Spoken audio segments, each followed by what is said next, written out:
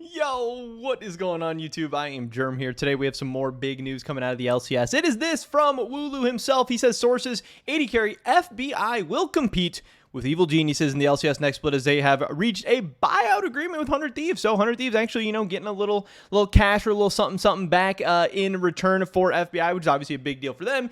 EG being willing to shell out some money and go get one of the top 80 carries in the LCS. Now, at his best during his stint in the LCS, FBI has absolutely been the best AD carry in the LCS. Now, hey, this was maybe at a time when there was no Doublelift, before Danny kind of burst onto the scene, before some of these other guys started rising up, before Berserker came around. But still, FBI is a strong player. Now, he did not have the best 2022 season individually, but 100 Thieves wasn't necessarily that strong as a team.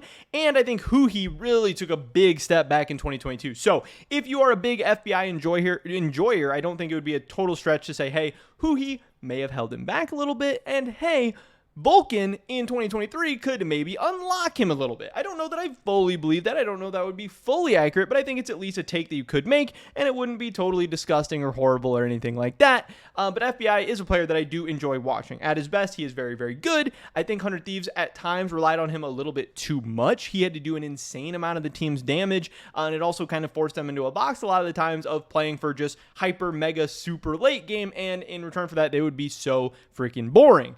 So I do hope EG next year will be a lot faster and a lot more exciting, and I think they will do that with players like, JoJo and Inspired, and Vulcan. These are guys who like to make plays and like to get after it. I think they will be very, very much faster and aggressive team, but then still having this insurance policy of FBI who can still carry games in the late game and in team fights and can be very, very strong and a reliable carry for them. But FBI doesn't only have to scale. He can play a good Kalista. He can play a good Lucian Nami bot lane.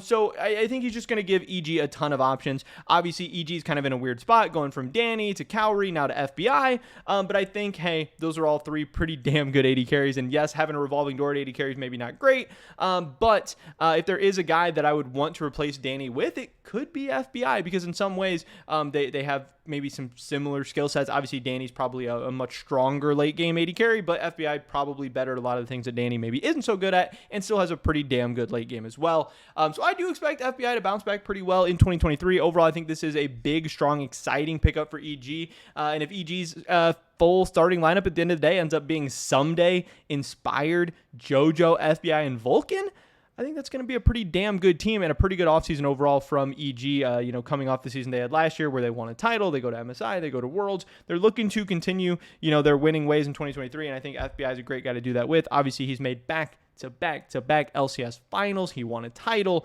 He's gone to Worlds a couple times. Hey, this is going to be a great spot for him to potentially prove himself once again as still being one of the best AD carries in the LCS. Now, it's going to be much harder this year, like I said, with Doublelift, with Berserker. Yes, no Danny, yes, no Cowrie, but maybe like Prince or whoever the heck else coming in. Jan's going to be in the, we'll see how it goes. We'll see how good FBI ends up being. But if he can regain his old form as one of the best AD carries in the LCS, that'll be great for him and his new team, EG. But that's pretty much it for this video today, guys. Hopefully I catch you in the next one. Peace.